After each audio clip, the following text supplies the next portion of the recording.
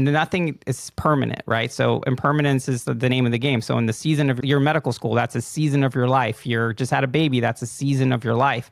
Seasons change, and you need to rebalance whenever that happens. I think another idea is, Chipper, to your point, is like, yeah, it's almost harder to keep everything balanced and keep everything perfect. Hey, you want to take a big swing, you want to do something, instead of thinking about it as going all in and then, to hell with everything else, it's like, yeah, you can go all in on something, but it's really important to keep some healthy boundaries around this thing so that it doesn't affect your personal relationships. It doesn't affect your sleep, your diet, your vices, whatever it is.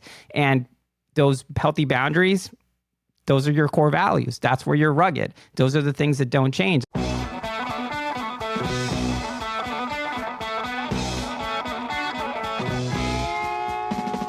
Welcome to the Low Tide Boys, a Swimrun podcast. I'm Chip. And I'm Chris, and this is episode 302 of the show. We have the latest installment in our ad hoc series, Swimrun 201, where we're going to be talking about balancing life and swimrun. Now, this topic came to us not from our own imagination or creativity. A listener submitted a detailed question, and we were like, you know what, this is so good. We could certainly answer this in an email, but we thought it was actually good enough to make it into a whole show. So, Chipper, do you want to read the letter from our listener viewer, Ethan. Well, thank you, Ethan, first of all, for the question. You found out our email address is the lowtideboys@gmail.com. Strong word. You can send over any sort of thing along there. But Ethan says, hello. He's a late 20s swimmer, aspiring long distance runner. One thing I'm really struggling with is balancing training and these races. Then he has a couple different questions, and then we'll take each question as it comes. But one, how do you balance this with work, family, other priorities, especially when training sessions call for multiple days out, from anywhere from an hour and a half to maybe 4 hours for some of the longer sessions?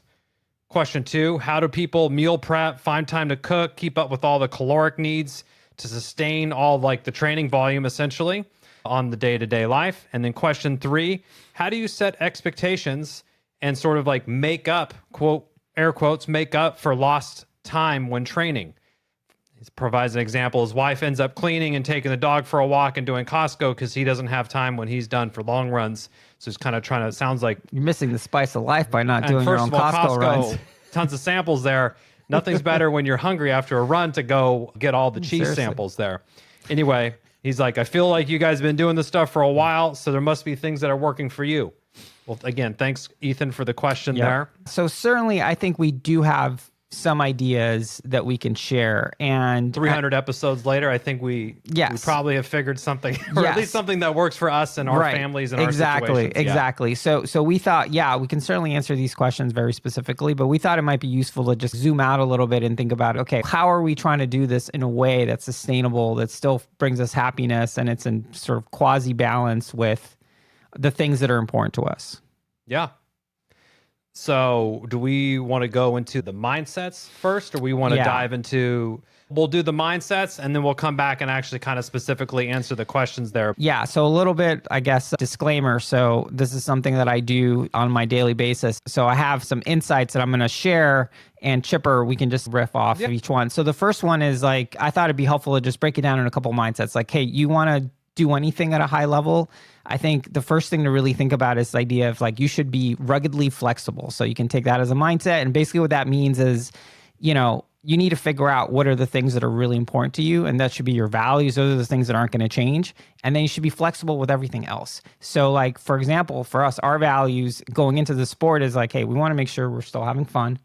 If it stops being, same thing with the podcast, incidentally. If this stops being fun, it's probably going to sunset. And we want to make sure that we're supporting our families and obviously doing what we need to do at home first. So from those sort of training and racing values, we know that those things don't change. For example, Chipper, the last few months, I haven't been able to do a lot of swimming because I need to be home at 7 a.m. to help get my kids ready for school. Yep. That means I'm at the pool exactly at 5:30 when it opens, and I have I turn into a pumpkin at 6:15 so I can get home in time by 7.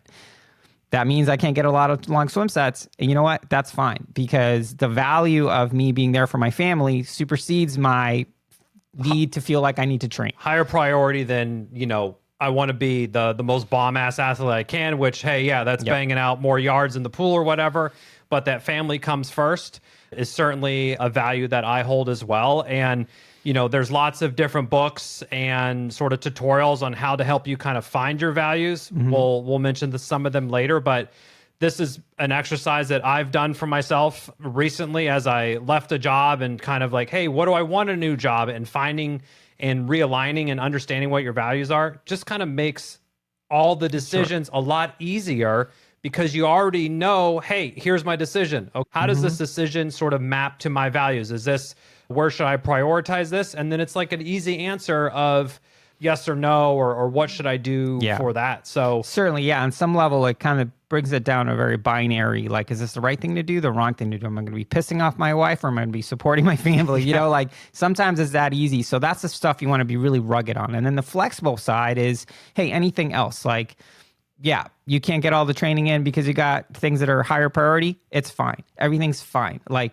the most important thing about this process is finding a way to make sure that you're not, lying to your spouse that you're on your way home from a 10-hour bike ride, but you're nowhere close because your buddy just busted a spoke. How is that really helping the situation here? So I think with that in mind, the second mindset is be realistic. And by being realistic is like, hey, you want to train 20 hours a week, but you really only have 10 hours. What are we talking about? We have to stay in reality. You have to try to do things that are going to be achievable goals that are, and on some level, it's okay to give away the illusion of balance. Hey, you want to work super hard at something? It's going to be hard to be totally balanced for a bit. But what's important is to set up some healthy boundaries around that stuff, and setting realistic goals are super important. I mean, we talk about it in Swimrun all the time. Like, hey, if you're trying to set the world on fire and I'm just trying to chill in the back, that's going to lead to, that's disharmony. It's not going to be good.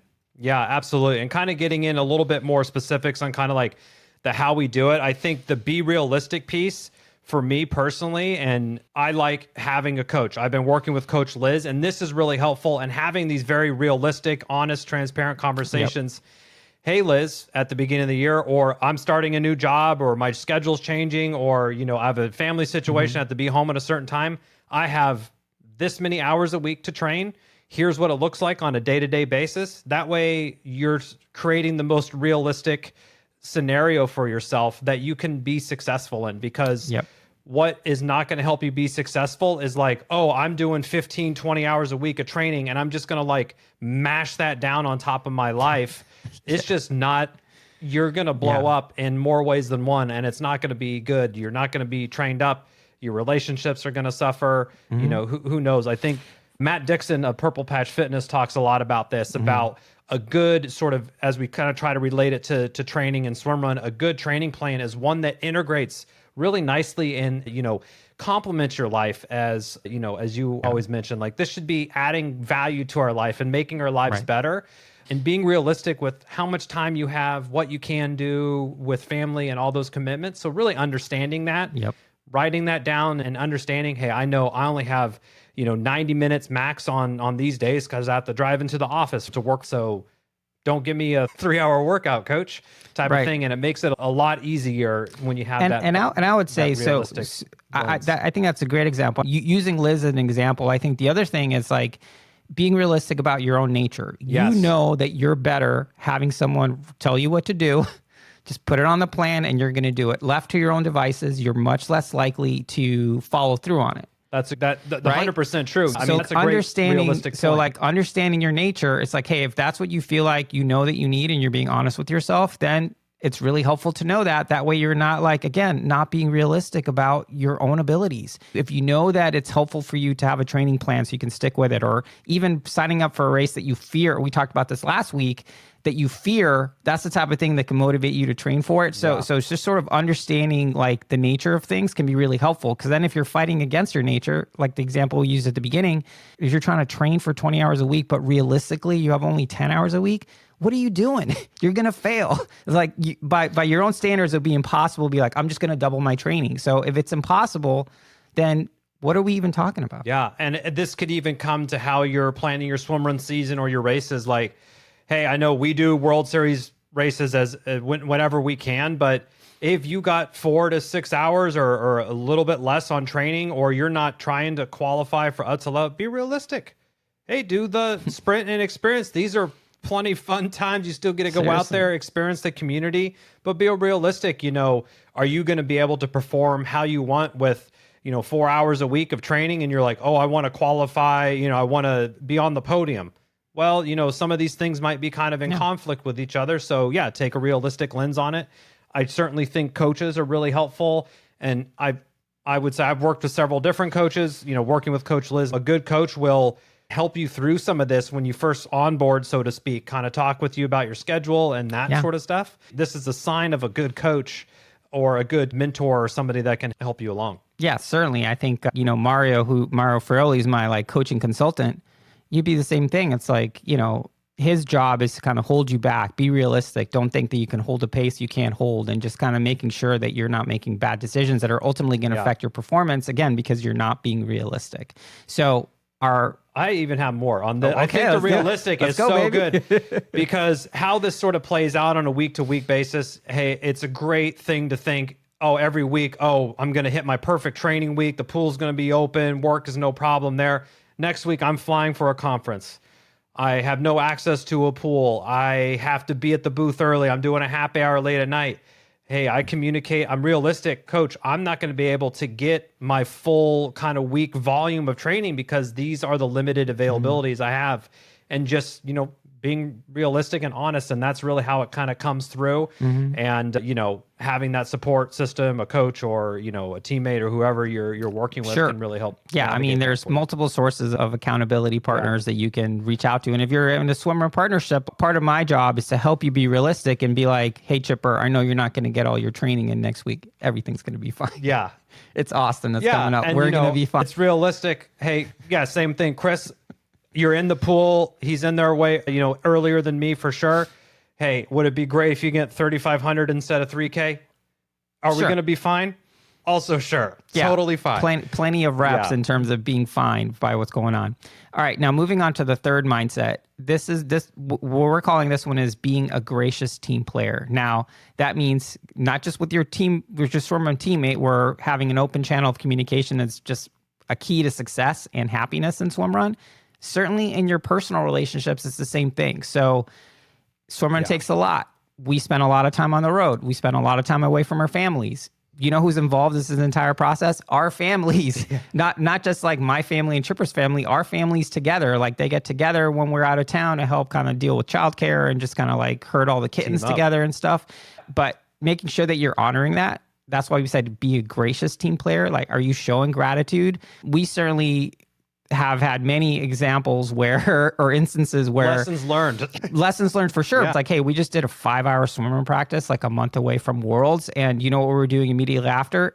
Take a shower and then family time. Yeah. And we're just sucking it up. We're trying to be good about our fueling. So we have some energy post workout, as much as we'd like to sit on the couch and like raid the fridge and just sit in Normatec boots or whatever and just take a nap.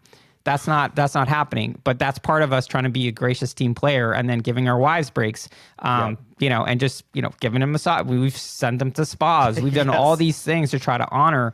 But the only way that really works in my family, I don't know it's the same for your Chipper, is like you have to communicate. This has to be a team effort. Like you have to have buy-in from the important people in your life. In my case, it's also my kids. Like my kids want to know what's going on and why I'm going and what I'm doing and whatnot. Yeah, absolutely. And you mentioned gratitude, and that's such a big piece there. And I know it sounds like kind of cliche, and it's like, oh, of course you say, or, say thanks to your partner or whatever. But hey, I always try to go out of my way and say, hey, thanks for letting me get that run in. That was really helpful.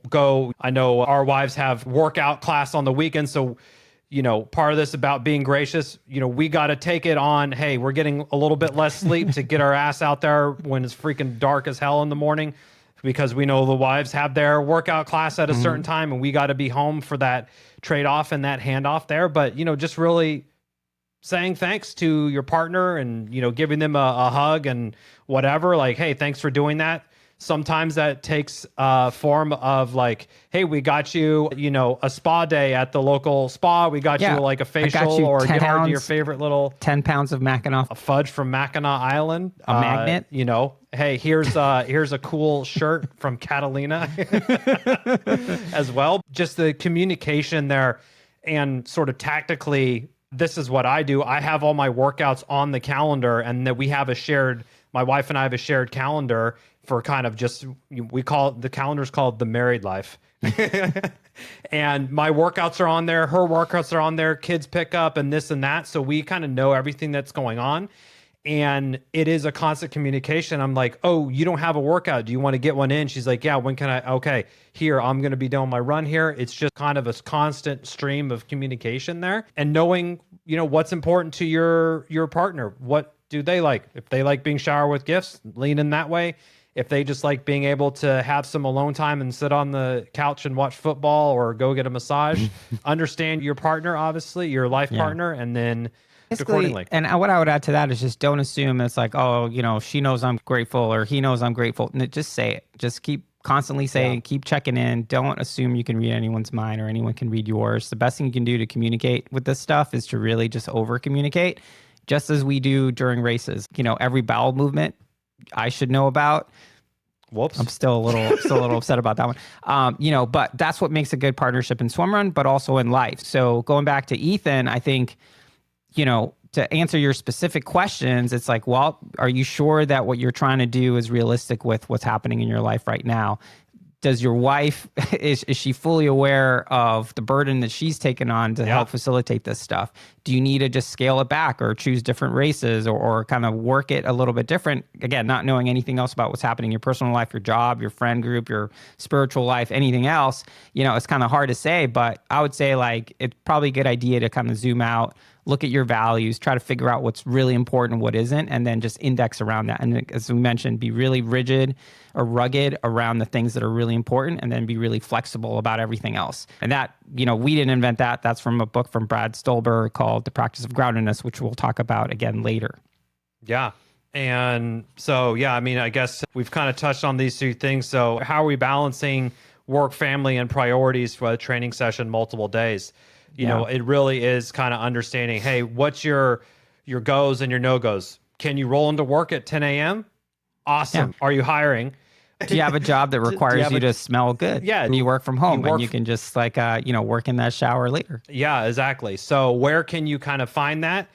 For me, I know something that's important for me is taking care of myself physically, and that helps mentally, and that helps me be the best sort of dad and husband and employee and swimrun partner and podcaster that I can be. So that's pretty high on my priority list. And that, yes, that is me kind of getting my workouts in. So I make sure that that's one of the first things I'm doing in the morning. If I don't have an hour and a half, it's also okay to just get that hour, get that 30 minutes, get that 45 minutes. I think something that we've taken, and as we've became more seasoned athletes, it's like any thing that we're doing is a net positive towards the ultimate goal of kind of like being more fit, being stronger. And if you did a 10-minute kettlebell swing workout, that's better than a 0-minute. Maybe you didn't hit your 45-minute one, but you did something, you moved it around, and that's a net positive. So not be so kind of hung up that I nail this exact thing.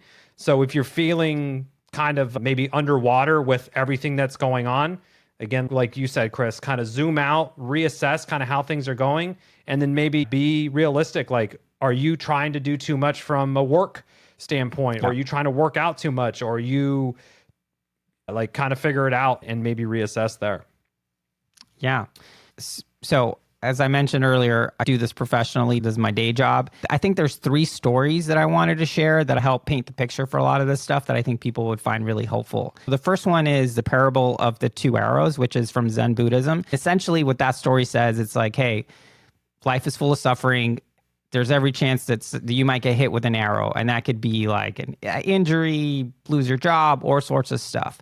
But what happens often is that then people shoot themselves with the second arrow, and that's getting resentful, getting upset, essentially not really accepting what happened to them and understand is like, hey, bad things happen, but you make it worse by then admonishing yourself, belittling yourself, engaging in negative self-talk, getting angry, like engaging in road rage, things like that. Like, yeah, so a good example is someone cuts you off in traffic. Well, that's like you got shot with an arrow. The second arrow is then you getting pissed off and having, ruining your day and all this stuff. Yeah. So in Zen Buddhism, that parable is meant to symbolize it's like, hey, bad things are going to happen, but how you respond to them, that's on you. So if you choose to get angry about something, you just shot yourself with a second arrow. So as much as we can not shoot ourselves with a second arrow, that's the type of thing that helps people kind of accept reality, be more simpatico with the nature of things, and not think that everything's happening to you for some reason that, or whatever. Yeah, how this would, like an example, you're doing a race and maybe your partner, you're not having the day that you want to have. And if I was getting pissed off, oh, we're going slow, and I'm just like going to start charging ahead and pulling, and then we're even having a worse time than if we just would have been like, okay, we're not having the day, let's be realistic and slow it down or whatever. That second arrow would be me trying to like, oh, I'm just going to workhorse this thing through, drag Chris through, or vice versa or whatever. So certainly the application in Swimrun there. Yeah, so the second story is very similar, but it comes to us from 2,000 years ago from Stoicism. This one you can call like this idea of discarding anxiety, and this is from Marcus Aurelius. He wrote in Meditations, "Today I escaped anxiety," or "No, I discarded it because it was within me. It was in my own perceptions, not outside." What that's meant to symbolize, the idea, it's like, it's on us to decide how we're going to take these experiences and whether we're going to be anxious about them or not. So just because something's happening, we get to decide whether we're going to like think it's going to destroy us or think it's going to ruin our week. So you can't get your workout and now you're like, oh, my training plan's over. I'm going to screw up I'm not going to hit my times and stuff like that. Yeah. That's what you're putting out. That's nothing in the world is saying that that's actually what's going to happen. So it's really important to make sure it's like, hey, if you sense that you're being anxious about something, the world isn't something that's anxious. It's the perceptions we put on it that make it anxious. So as much as we can, kind of see things for what they really are and then not let them affect them, similar to the parable of the two arrows. And, these are stories that are separated by thousands of years. It just shows that it's just good way of thinking about things. Yeah, I like that one. And I'm like, Mr. How do you apply this to real life today? But this happens to me a lot in swims. Like I'll get a workout, I'm like, oh man, this is a real ball buster today. Coach Liz is really trying to stick it to me. And so, but it will sort of be, hey, I could be, dreading it and doing this and that. But, I kind of, how do you quickly kind of try to get into a better mindset to say like, hey, nailing this workout and hitting this and doing the best that I can at it is really going to make me a better swimmer and faster swim runner type of thing. And that's how I've been trying to adjust. Certainly it's not something that I've been able to do overnight and just woke up one day with this. It takes a lot of practice. Certainly a work in progress. And you can think about it also like in racing, right? Like, this past weekend in Colorado, we knew there was a 2,200 yard swim. We knew there was a swim that was going to take us like 35, 40 minutes to do. But, when we got there, it's like, yeah, we can get all anxious and all this stuff and be nervous about it, or we can just kind of get on with it and not let that anxiety sort of stop us or second guess the fact that we know we can complete this swim. We know we've done hard things before. We know that this is just another rep in our ability to show up for each other and get it done. And of course, it was a long ass swim, but it was a non-issue. And we got out. I was like, fuck, that was long. Yeah. But it was good. Yeah. Hey, it's behind us now. We can charge on to that 8-mile run. Yeah. The last story is probably my favorite. It's by Viktor Frankl, who wrote the book Man's Search for Meaning. And this is this idea of tragic optimism. And what he writes in that book is like everything can be taken away from a man, but one thing, the last of the human freedoms, and that's the ability to choose how you're going to have your attitude at any given situation. These stories are very similar. Viktor Frankl was writing during World War II. All these stories basically say something very similar, which is it's on us to decide how we choose to respond, how we choose to take the information that's given to us. In a swim run, this happens all the time. It's not whether something's going to go wrong. It's just a matter of when. And it's on us to, when things go sideways, to decide, okay, what's the best decision we can make with information we have available and proceed. And that's the one thing that no one can ever take away from us is how we choose to respond to anything. And I think like these three stories, again, separated by hundreds, thousands of years, all say the same thing, which is this idea that bad things are going to happen, but things might not be exactly how we want them to be. But it's still on us to decide how we're going to respond. And our attitude towards that is the thing that makes the difference. Yeah, I love all those three stories. And certainly there's similarities there throughout, and those are really good. I did want to note about kind of this concept of balance. And kind of when you think about balance, you're like, oh, it's like this scale. It's perfectly level and it's that way forever. In my experience, and I know, Chris, you have more experience and probably more facts and antidotes you can bring to this as well. But like being perfectly balanced is not realistic and not really able to happen for a very consistent time. And I look at this as from like training. So, hey, we're trying to do Attila, the Swimmer World Championship next year. We know that is going to throw out of balance our training. We are really going to have to unbalance other parts of our life and kind of give more to the training. Maybe that, hopefully work's not listening. Maybe this is work, or, maybe you're getting a little bit less sleep, or whatever you're giving to kind of get some of that, ebbs and flows throughout the year. I think trying to set a schedule or a plan and you're like, hey, this is what I'm going to do this whole year. You're kind of setting yourself up for failure on that, because things are coming at you constantly and there's ebbs and flows, holidays, school, sickness, everything. You just got to be ready to kind of take it as it comes and have some of that rugged flexibility that Chris was talking about earlier, and just kind of be ready to take those ebbs and flows and not trying to be so rigid. And certainly I was a very, probably still am, very rigid in the past, and trying to kind of, no, I'm going to like just make, by sheer will, I'm just going to make this happen. And I think a big example for this for me was when I had my first kid, triathlon days. And I'm like, well, I'm still going to train and be, 70.3 triathlete, but I'm just going to have a baby. Everything's going to be totally fine. Well, newsflash, that's not how it worked out. And so that was an area that I kind of really tried to force for some time there, to kind of like, I'm just going to make it happen. And, it'll balance itself out. But that is really, it really didn't. It did not balance itself out. Really didn't. I had to do kind of exactly what we're saying, like zoom out, spending time with this cool baby who's now 10 years old next week, which is crazy. But anyway, let me rebalance things and recalibrate what that looks like, and just have some more flexibility with things. Totally. I think another way of thinking about it is think of it as like, hey, using Swimmer World Championship as an example, that's going to be a season of our life, and we're all in different seasons of our lives, and you just have to be realistic. It's like Game of Thrones, like winter can be 100 years. Seasons take different lengths, and it's hard to tell how long the season is. Sometimes it's very definite, like our season is gonna go through the first Monday in September, but nothing is permanent, right? So impermanence is the name of the game. So in the season of your medical school, that's a season of your life. You're just had a baby, that's a season of your life. Seasons change, and you need to rebalance whenever that happens. I think another idea is, Chipper, to your point, is like, it's almost harder to keep everything balanced and keep everything perfect. Hey, you want to take a big swing, you want to do something, instead of thinking about it as going all in and then, to hell with everything else. It's like, you can go all in on something, but it's really important to keep some healthy boundaries around this thing so that it doesn't affect your personal relationships. It doesn't affect your sleep, your diet, your vices, whatever it is.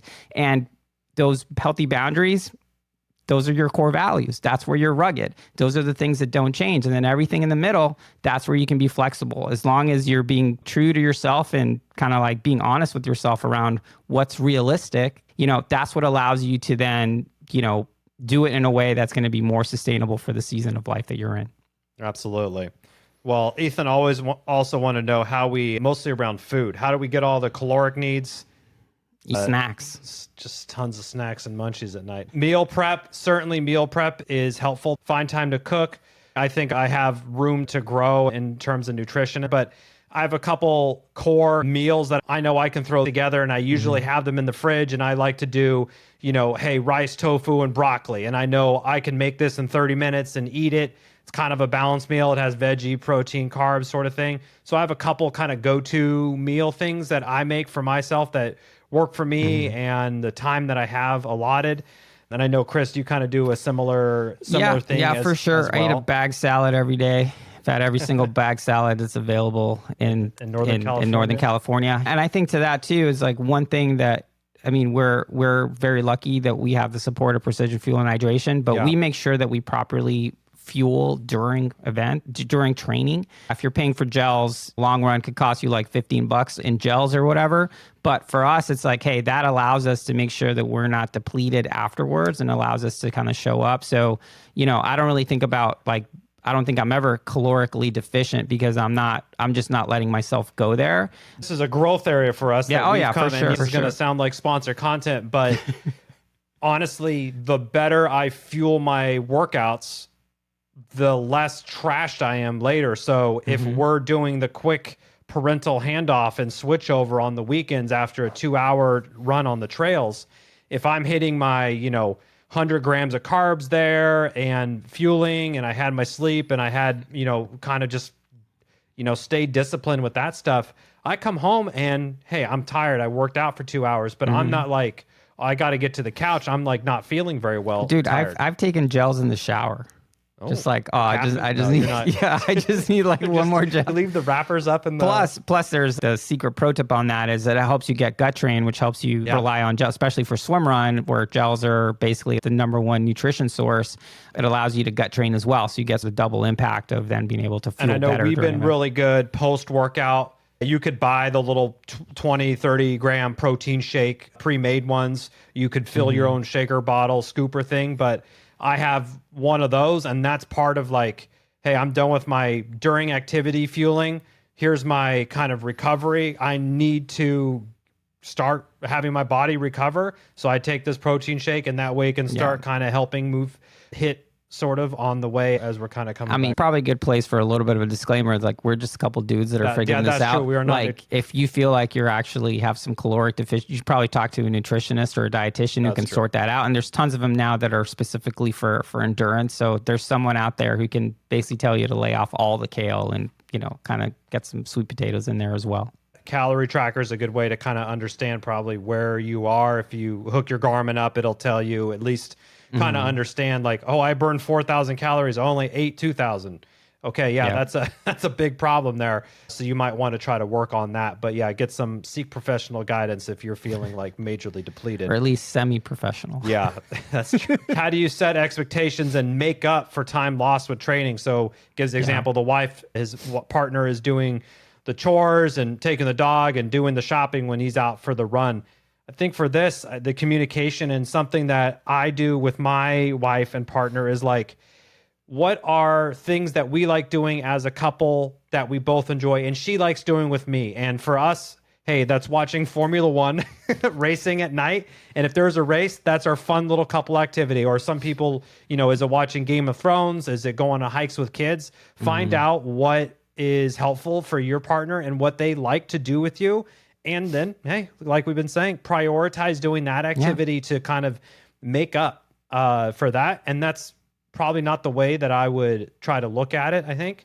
But like how can you kind of reconnect and make sure you're making the most of your time with your partner? Yeah. And I would say, the final thing to add to that is, depending where you are, sometimes you got to throw money at that problem. Like, hey, don't go to Costco. We'll just Instacart it, and I'll just like eat the $15 delivery fee or whatever it is, because that's like seems like an easy way to claw some time back. Where then you don't feel bad because you're burdening your significant other, and then they also don't have to do the work. So there's things like that where just kind of again being realistic. Like, is it a better use of your time to throw $15 extra at this so it gets delivered, or not? The quality time I want, and minimize sort of you feeling guilty about something. Again, feeling guilty, that would be like the second arrow.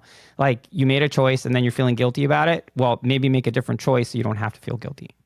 And then doing the dishes. It's always a good. Oh yeah, for sure, to get in there. Yeah. And Chris, I know there is a lot of literature out there, and folks that you work with and folks who we've had on the podcast, like Brad Stulberg comes to mind. I've found a lot of his books and kind of any podcast that he's on, or even his own podcast, to be very helpful in kind of reinforcing some of these things and thinking about things a different way. So what other recommendations do you have for people? So I thought for a show like this is probably a good way to end with a couple book recommendations. And the first one is from Brad Stulberg, who, again, I feel like there's a lot of full disclosure stuff in this episode. He's one of my business partners. I'm one of his agents. Like, there's a lot of points of interconnectedness there. I really care about him deeply. He wrote this book called The Practice of Groundedness about 3 or 4 years ago, which is great. It's fantastic. If you haven't read it, I highly, highly recommend it. The other book that I think would be good for folks is called Meditations for Mortals, which is by Oliver Burkeman. And that's a book that just came out several months ago. And that one is sort of a daily meditation around letting go. Instead of trying to do things daily, what does it look like to do things daily-ish? And just give yourself a little bit more wiggle room where you don't need to be that sort of type A, that locked in. So then if one thing goes bad, the whole house of cards falls. You need to build in some flexibility. And that book has essentially like a daily meditation that you can read to kind of get a sense of what's going on. He's really funny and everything else. Nice. The last book is called Work, Parent, Thrive by, full disclosure, a close friend of mine and colleague, Dr. Yael Schonbrum. And that book is called Work, Parent, Thrive, but it should really be Work, Try to Do Anything Well, Thrive. And what that book really talks about is this idea of like, yeah, we all have different stresses. And one of the things you can do is, when you're at work, you can recover from things at home. When you're training, you recover from things at work. And the way you do that is by basically role switching. So if you're in work mode, there isn't anything you can do about your training while you're working. So don't let it affect you. Don't think about it. Try to use it as active recovery from that. You got a stressful thing going on at home, not much you can do for it during your 9 to 5. So instead of perseverating or worrying about it, take the active recovery from that. And then when you're home, same thing with work. Then don't think about work. Try to separate your life in such a way where you're actually getting active recovery from not doing the thing that's causing you stress or whatnot. So those 3 books I think are really great. Obviously, I have many more book recommendations if people want them. But if you're more interested in sort of diving deeper into the topics that we're covering in this episode, those would be 3 good places to start. Yeah, we also had Brad on the show as well as Al. Yeah. So both very good, and yeah, all good recommendations on the book front there. If you want any more book recommendations, please send those to Chris. I recently read Jurassic Park though, so me too. Yeah, we have our own little book club. Yes, that is true. I think that kind of puts balancing life and Swimrun and podcast if that's part of your life as well, but. Again, thanks, Ethan, for the question there. Hopefully this was helpful to you all. I think the Swimrun 201 is just like, beyond the basics of what's the gear and then what's the tether like. This is like sort of the next level of Swimrun. And yeah, we kind of have a little fun with some of them, but I hope this one was useful for you all. Yeah. Still time to sign up for Austin. LTBZ10 will save you 10% off U.S. races only. We have to. Yeah, there's only one race left. There's one race left, so get in there. See you there.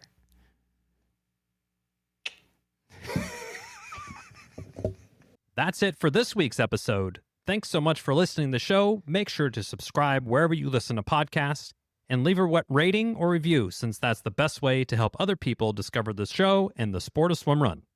Check out our website, lowtideboys.com. That's boys with a Z, for swimrun resources, including gear guides, tips, how-to videos, and so much more.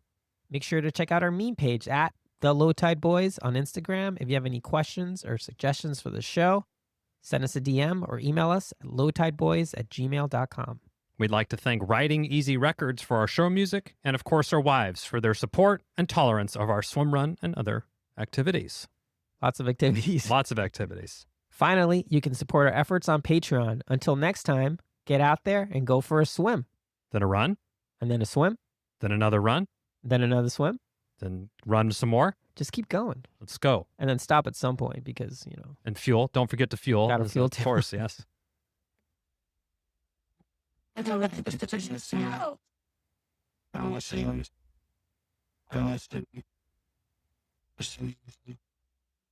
then